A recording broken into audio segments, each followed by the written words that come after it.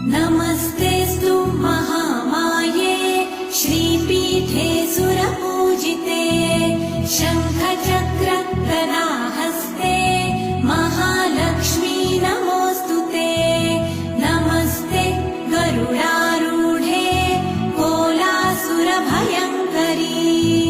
सर्वपाप हरे देवी महालक्ष्मी नमोऽस्तुते। महादेव्यै च विद्महे विष्णुपत्न्यै च धीमहि तन्नो लक्ष्मी प्रचोदयात्।